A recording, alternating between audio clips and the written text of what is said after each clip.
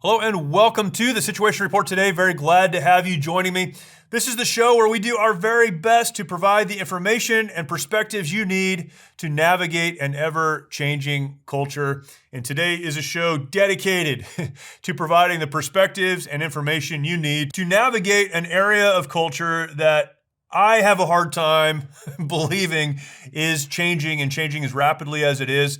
We have talked about the transgender movement a number of times on this show, but we're going to talk about it again today and again, do our best to give you exactly what you need in terms of information and perspectives, not only to navigate this, but to communicate well to your families, to your children, if you have children, to others in your sphere, why it is we hold to the principle that children should not be allowed to or encouraged to go through these surgeries, these gender reassignment surgeries, and all that's involved in this. There's so much involved in it. We're going to talk about it. But because I am not an expert, I am simply someone who is trying to navigate this myself. Thankfully, we have brought someone on who's been on the show before. Terry Schilling is with us today. Terry is the president of the American Principles Project, and he's been on before talking about family and talking about advocating for families and providing information to politicians who can advocate for families. This is another area where they are doing that. The American Principles Project has recently put out a report entitled The Transgender Leviathan and done so well, deep, a little bit disturbing, but breaks this issue down into areas that we can use to defend our position. And I don't want to assume that everyone listening holds the same position that I do, that this is not something that should be pushed on children or accepted by our culture and our society at large. But if you do, this will be information that you can use to defend that position. If you hold a different position, I would encourage you with an open mind and an open heart to go and check this out. But we're going to talk about it today, and very grateful to have on Terry Schilling.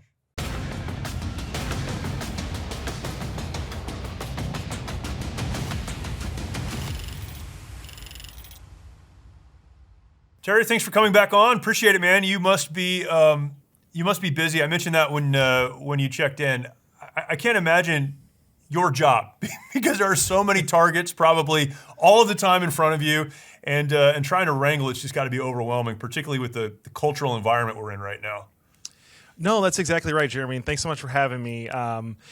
Look, you're right. It's a bit overwhelming, but it's I just tell myself every morning it's like eating an elephant. You know, you just got to eat it bit by bit, bite by bite, and we'll get through this. But you're exactly right. It is with all of the threats to the American family, to our kids, to parental rights, and to our kids' innocence, right? Like the minds are much more important than even the physical, right? Because the minds end up affecting the physical and the rest of us. So the threats are so big, but it's so important, and that's what keeps us motivated and focused on the task at hand.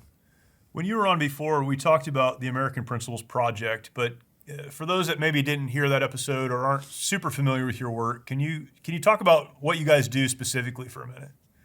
Yeah, we to put it simply, we fill the political gap for families and parental rights and protecting kids. So, you know, everyone in D.C. has a special interest group protecting them. Yeah. You got big pharma, big oil, big tobacco. Clowns have the National Balloon Society. They have their own. Of course they do. But there's no one in politics that's running campaign ads against bad anti-family politicians. And there's no one, which is almost even worse, that's defending our politicians when they vote with us and when they champion legislation that's going to protect us as families. And so we formed APP to fill that political gap so that our allies have backup and a cavalry behind them, and our enemies have a formidable foe, and they're forced to face consequences when they vote against us and hurt our families. It's very simple. It's how everything has gotten done in this town. We just haven't really done it for families ever, and so it's kind of new and interesting that way. What's crazy to me, you know, I'm 46, so middle-aged, not old, but old enough to remember not that long ago when the family was something that every politician wanted to hold up as being in support of. Every politician, left, right, or center, we support the family. We support family rights. We're for moms and dads and kids. And that was just an area of politics, whatever, that you don't touch. We want to be seen as someone that is pro-family. And the fact that an organization like the American Principles Project needs to exist, that's a relatively new development. and it's been super puzzling to me to watch this happen as quickly as it has. What has led, particularly over the last couple of years, to the place where people like yourself and many others have to stand up and say, no, we need to stand up for the family. We need to protect the family. We need to care about children again. Here in the state of California, where I am, our governor just declared that we are the freedom state this last week. And part of his reason for saying that was we are protecting transgender rights for children. And that just, it's like we're in an upside down world. How did we get to this place where the family has been so torn apart and people want to get on board with being a part of that? Well, it's very interesting because destruction of the family, or family abolition, as I call it sometimes, it's not really new, right? It's something that tyrants have done throughout history. They did it in medieval Europe. They did it in Soviet Russia. They did it in the French Revolution. I mean, anytime a tyrant wants to take full control over a people or a nation, they have to break up the family. And the Russians made, divorce and marriage dissolution a 5-minute process. And what unfolded in the years shortly after that was an unmitigated nightmare. There are stories in the Atlantic that were published in 1927 that you can still read today. And there were hordes of orphan children without parents running through and ransacking towns. I mean, this is a very real threat, and it's come to America, and it started slowly. They didn't boil us all at once. It started, pretty inconspicuously, right? They started with, I would say, artificial birth control. Not that it's totally wrong. I'm Catholic, so we don't use it. But started there, where you separate sex from procreation, and then from there we separated marriage from sex. We separated children from sex. We just broke everything down at a very small and slow rate that it was hard to really ring the alarm bells. No-fault divorce led to abortion culture, led to transgender culture. It's kind of crazy, but it was all really part of a plan. There was Congressman Albert Herlong from Florida in 1963 entered the 47 goals of communism, and several of the things that he listed there we've already gone through. Or we're currently experiencing, such as the breakdown of the family, raising children away from the negative influence of parents. That's what the communists, how they framed it. But they really do believe that the family is a construct of the patriarchy, right? It's fake, and it's keeping us back, and it's hurting our kids. And ultimately, this transgender fight gives them a really good opportunity to put another nail in the coffin of families, and it's more specifically parental rights, right? Because the central premise is that this transgender industry, the care that they give, the quote-unquote care that they give, it's life-saving. And so that puts parents who oppose giving their kids sex changes in the position of harming their child, right? And they can literally take away your children now. In California, this is already happening. It's happening in other states as well. But it presents a great opportunity to put another nail in the coffin of parental rights and families' ability to raise their children and make important medical decisions for them, right? Like, this is a basic thing, but it's all part of the plan to destroy America and install a new regime that is a progressive regime that I think will be pretty anti-human and pretty miserable. One of the aspects of that I have a hard time with is I can understand that there is a plan and there are powerful people who are pushing an agenda on the United States that their worldview is different than mine, and they want to see something different happen. And so they're pulling the levers of power. They're getting involved in politics at every level, from local school boards to national to the national level. I can understand that.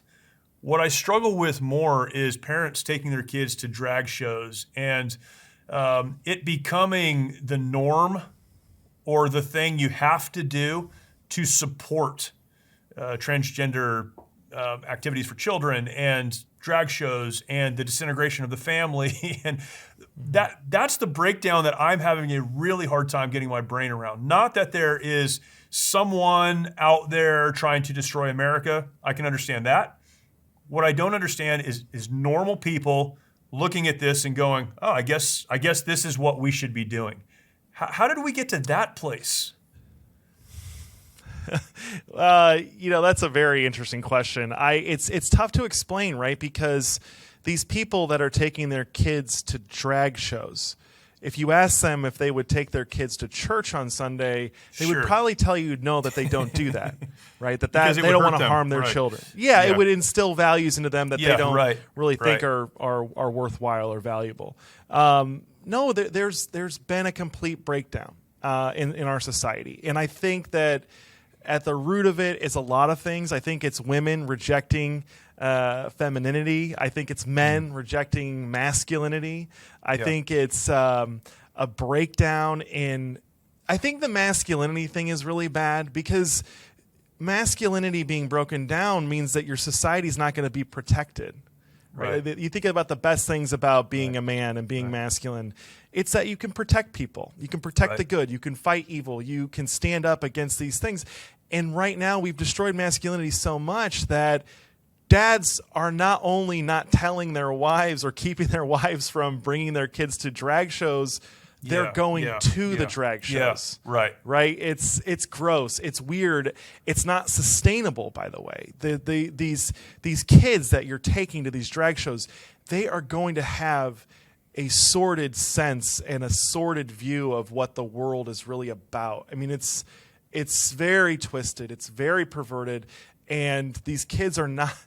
The irony is these parents think that they're being their kid's best friend, right? And at the end of the day, the kids are going to grow up and they're going to realize what happened to them eventually, and they're going to really be mad at their parents, right? You see this all the time today. I think a lot of what we're dealing with is kids rebelling against and reacting to the abusive household that they grew up in, and they're just now realizing it. But it's inexplicable. I've never found the drag shows to be funny, even at like an adult level, right? Like it's just, and I have a broad palette when it comes to comedy. It's just not good entertainment, and I like a lot of things that my mom thinks are stupid, right? But this is perverse. It's not funny. It's not entertaining. It's perverse. It's appalling, right? Like I see these drag shows and I want to turn the other way, and there's these whole groups of people that are driven to them and they want to bring their kids to it. There's something very off about all this. I think, as a Christian and looking at it from a theological position, I think when you reject God, then you end up in this place. But man, it's been crazy to watch and to see the decline happen so quickly. And as you mentioned, it wasn't a quick decline, but we're at the place now where I think we're all realizing that we're boiling in the water. So, the question then is, what can we do about it? And Pedro Gonzalez, who's been on this show a number of times, wrote the Transgender Leviathan, and that was produced by the American Principles Project. Before I get into that, I need to ask this question: with all that you just said, is more information going to make a difference? And I told you before we started, I read the Transgender Leviathan last night, and it just made me really sad and angry and all of those things all at the same time. But I'm someone who doesn't need to be convinced. Are there people who just don't have the right information, or is this simply a wholesale rebellion against what is right and an acceptance of what is, we would say, morally wrong? So that's a great question. So we've done a lot of polling on this.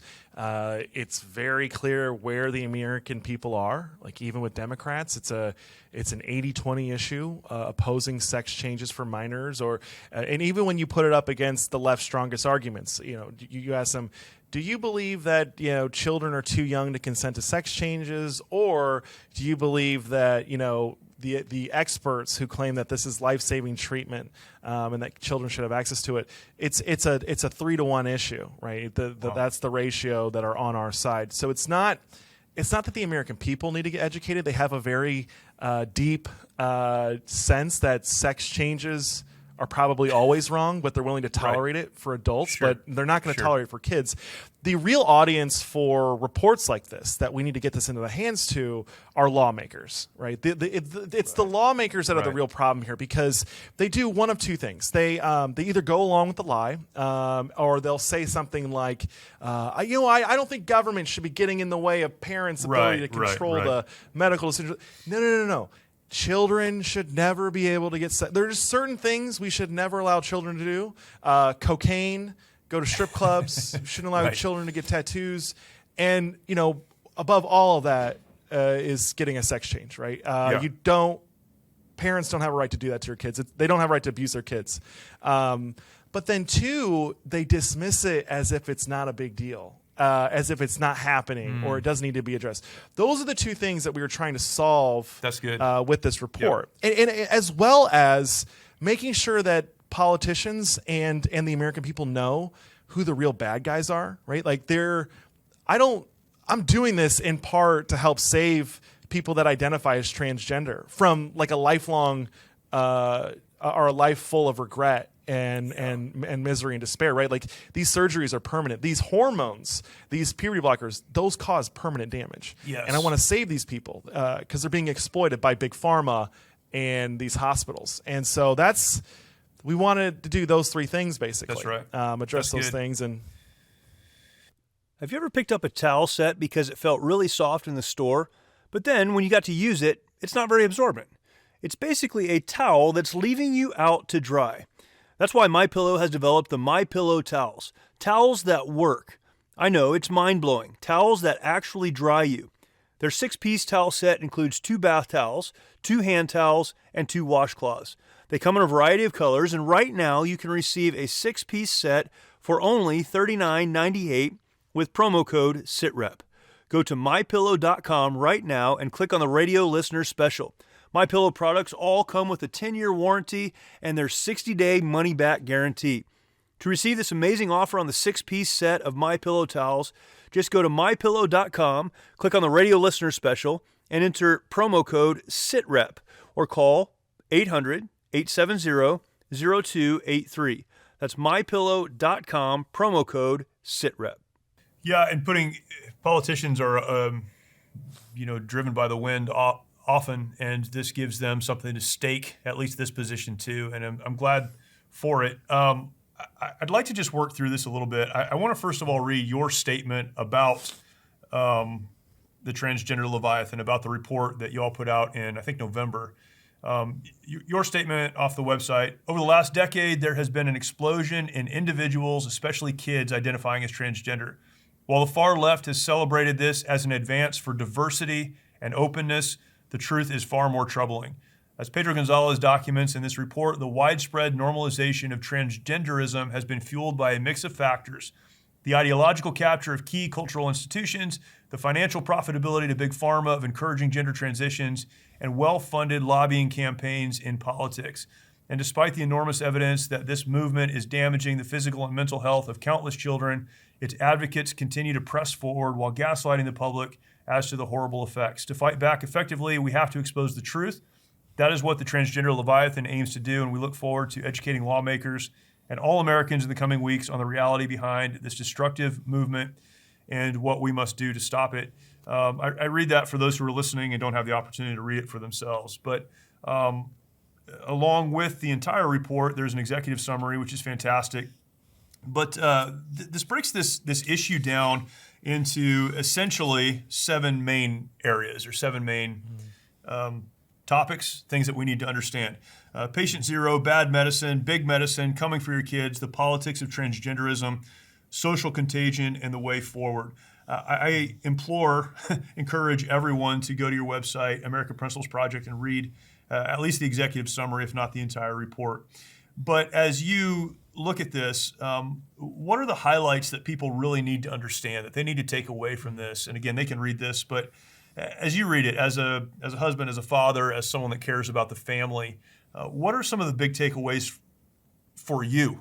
And Pedro is such a deep thinker. We'll have him on our show, and he breaks things down and then I have to ask him to go back and like, okay, talk to me like I'm 5 years old and break it down again. He's awesome. But as you read this, what were some of the areas where you're like, someone's got to scream this out loud? Mm-hmm. Well, the biggest thing, like if you don't take anything else away, know that this is not a civil rights movement. This is an industry. It's a transgender industry.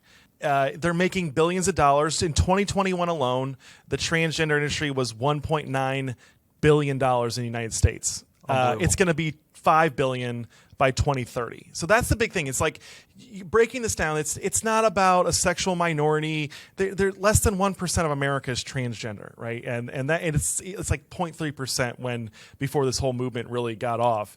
But then these big pharmaceutical companies, these big hospital chains, these professional societies like the Endocrine Society, the American Academy of Pediatricians, they all got taken over, and they realized that they could make money off of this. And that's when you really started to see the PR efforts take over. That's why you can't pick up your local newspaper. You can't turn on the nightly news. You can't really go anywhere without people screaming their pronouns in your face, right? And it's not a civil rights movement. We have no interest in protecting gender identity as a nation, as a government. There were reasons to eliminate discrimination on the basis of sex and the basis of race and national origin, all that. Like there were real problems. We have no interest in encouraging more transgenderism. It brings no benefit to our society. It costs so much money. It's getting doctors and the hospital chains and big pharmaceutical companies very wealthy, and it's wreaking death and despair upon not just the gender dysphoric people that exist, the people that struggle with this. It's causing death and despair to families. I interviewed this mom, Abby Martinez, out of Southern California, whose daughter, she took her own life when the school transed her. The school removed her daughter from her home, put her into foster care, and had convinced her that she was really a boy. And because the mom didn't support a gender transition and puberty blockers and cross-sex hormones, they took her from the home and transed her, and then shortly after that, she took her own life. That's what we're trying to avoid here, right? This is an evil ideology. It's driven by profit. There's a reason why Europe is getting rid of it, because Europe doesn't have profits in their healthcare systems, right? Like the United Kingdom is restricting this because there's no profits to be made. They can't advertise pharmaceutical companies, right? But it's still happening here. We're ramping up while they're winding down. It's terrible, and we just need to put an end to this industry. That's the big takeaway that I would stress. I think one of the reasons parents get behind this, or at least go along with it, is because of the story that you just told. They're scared to death that someone is going to take their kids away, that their kids are going to be forced to do something that they don't want to do. So conservative parents, or parents who would, because they're normal human beings, would understand this is not a good thing. They're not going to stand up against it. There's a powerful machine that pushes back on those who stand up against this. What is your counsel to parents who... I mean, my first counsel would be take your kids out of public schools, but for those who have kids involved in community sports and in public schools and those things, what's your counsel to them? How do they navigate this in a way that protects themselves and their kids, as well as allowing them to push back on the agenda? I think the big thing is you have to talk to your kids about this stuff. It's easy to be a parent and to be really focused on your job or whatever's in front of you immediately, but your kids are the most important thing. And you, unfortunately, as a parent today, I've got 6 kids, so I know this very well. We've got a different job than our parents had, right? Like my mom and dad had to worry about me, smoking a joint maybe at a party, or drinking underage, or getting my hands on a Hustler magazine, right? Like the parents today, we're worried about our kids getting transed by the school, right? Like we're worried about my kids seeing, hardcore pornography on the computer when I'm not home, right? Like it's a totally crazy world. So you've got to go on offense if you're a parent. You have to talk to your kids and explain to them that there are crazy people out there that think that men can have babies. Sex is real. Gender identity is not. And anytime gender identity doesn't match up with your biological sex, with your body, you don't reject your body. You don't mutilate your body. You mutilate those bad thoughts, right? You eliminate those thoughts of self-rejection, of hating your body and how it looks, and you love your body. You love yourself. That's the way out of this. And you really got to argue with your kids, and you can't let your kids think they're smarter than you. You know what I mean? Like, my mom would argue with me like crazy, and that's probably why I got into politics. But today, if you don't talk to your kids and have discussions or debates with them about these issues, they're going to think that their 24-year-old newly graduated gender identity study teacher knows more than you about life. It's crazy, right? Like, I've got 6 kids. I'm 36 years old. I've bought houses. I've started businesses. I've started organizations. None of these teachers that are in my kids' schools, in the public schools, know anything more about life than me. In fact, they know way less because they've never had a kid. There's a lot you learn from having kids. There's a lot of wisdom we have. Like, I would hire, if I'm hiring someone at my office and I have the choice between like a young man fresh out of college who's ready to go and got a ton of energy, or like the mom of like 10 kids who's just getting back in the workforce, I'm going with the mom of 10 kids every time because I know she's a good person and she's wise and she's going to work hard. She knows what it's like to manage people. But yeah, just don't let your kids think they're smarter than you because they're not. They need your guidance. Don't shy away from these fights. It's awkward, but you know what? The more awkward conversations you have with your kids, the easier it is to have them down the road. So yeah, it's gross. It sucks. But if you're not having these conversations with your kids about sex and gender identity, someone else will, and they're probably not the people you want talking to your kids in the first place.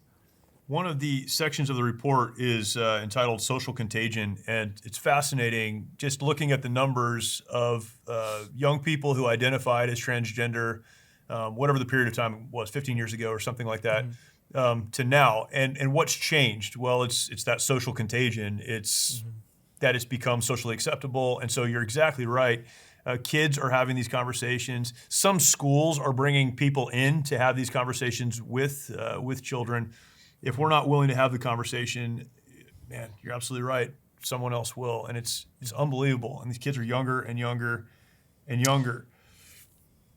No, so the other thing is there was a chart I saw from it's called Grand Rapids Research, and they do industry research. And the thing that's alarming to me about this industry is that it's mostly affecting girls. Right. So like the amount of girls who are identifying as men is through the roof compared to the amount of boys identifying as women. And there's a lot there, right? Like women are more likely to suffer from all different types of body image issues from our culture and everything. I mean, they're more likely to be anorexic. They're more likely to be overweight. There's a lot of things here that where women have problems with their body image. So it's affecting them.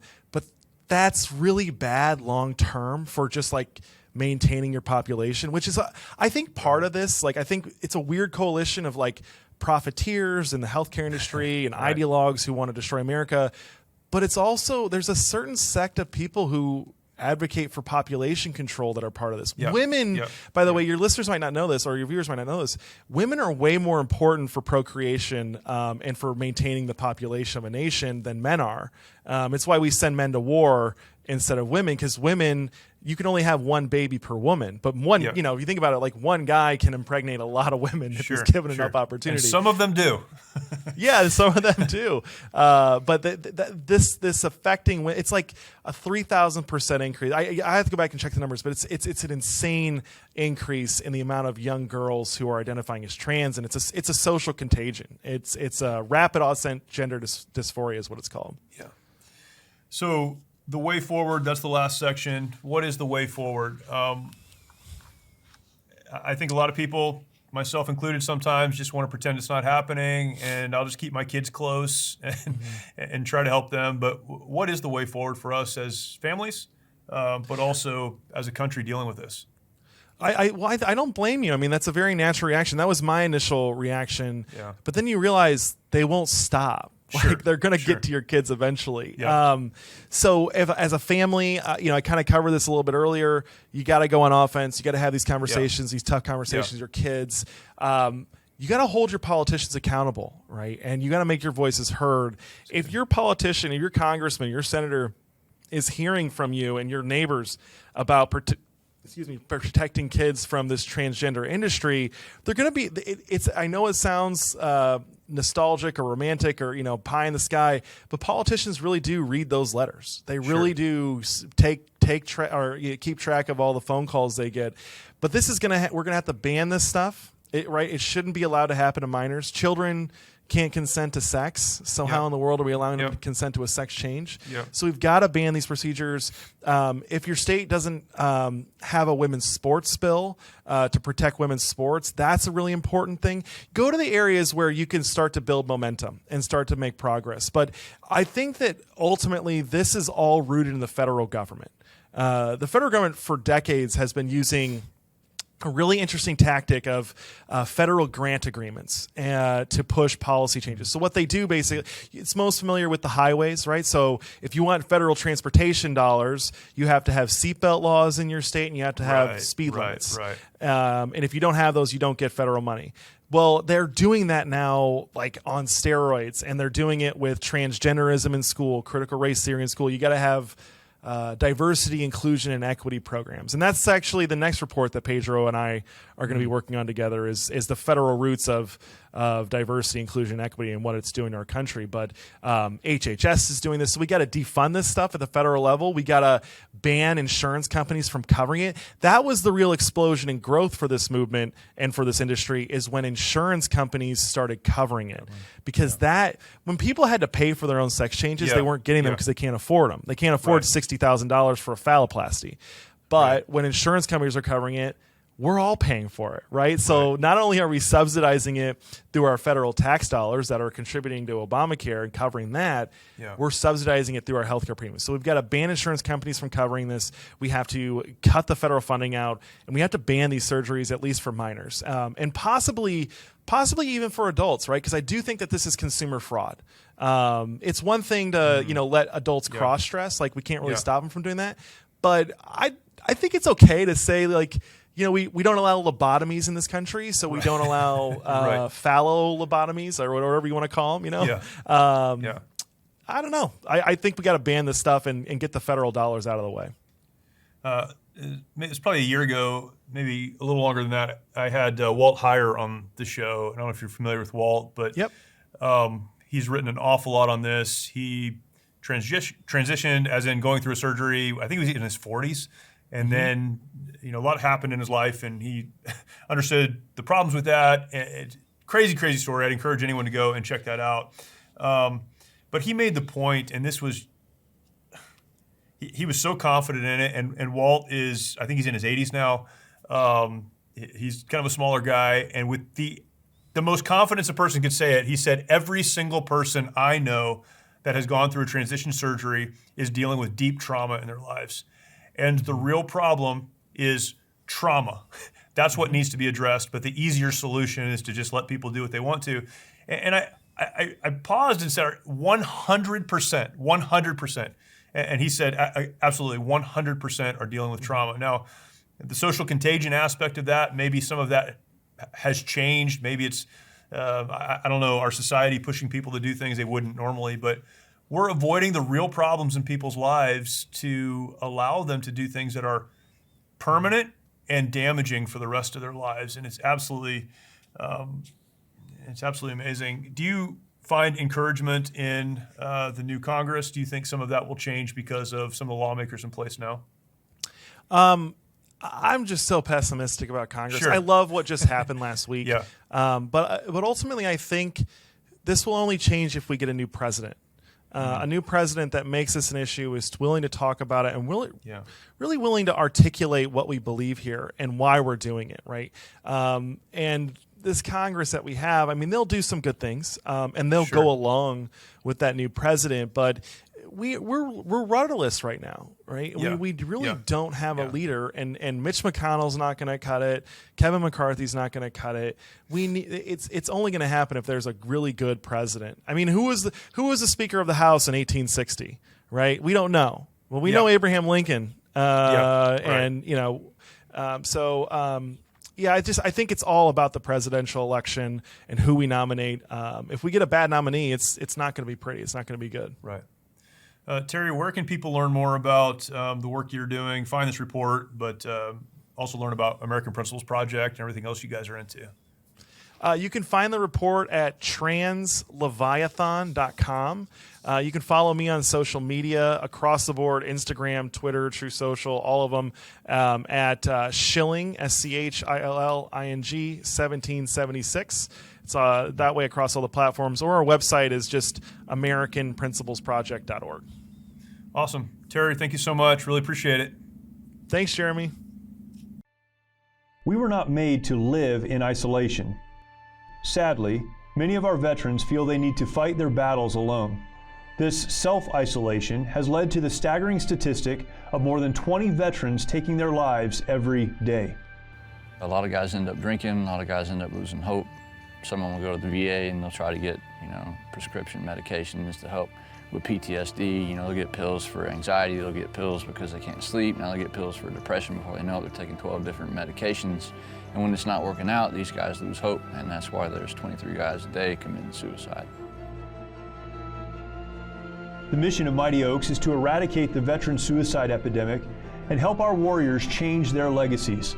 As a result, we've been able to help over 4,000 veterans and first responders by equipping them with the tools they need to live the lives they were created to live. Everything they said just kept hitting me in the heart over and over and over again. It's like all the things that I didn't know that I needed to hear.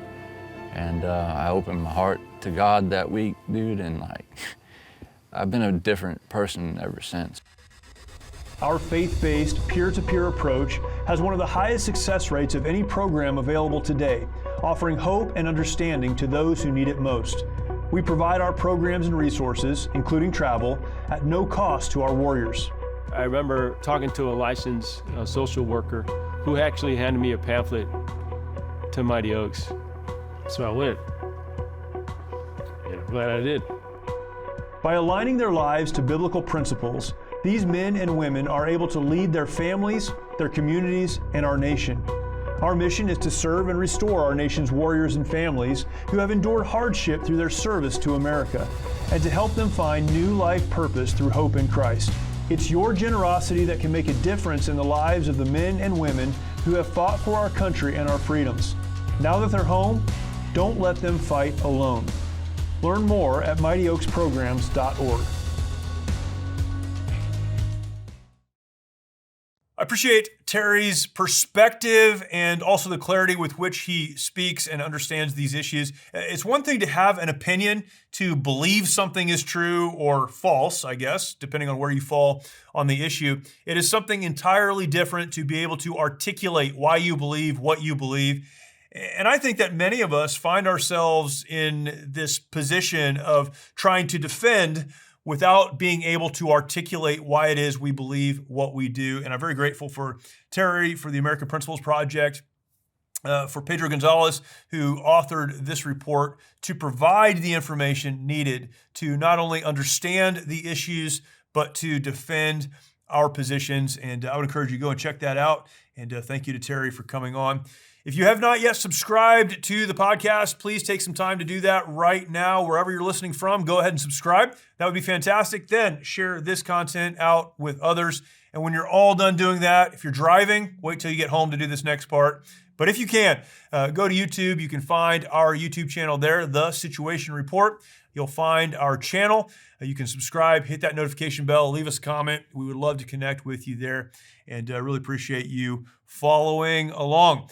Thank you for listening today. Thank you for watching if you are watching, and we will talk to you next time.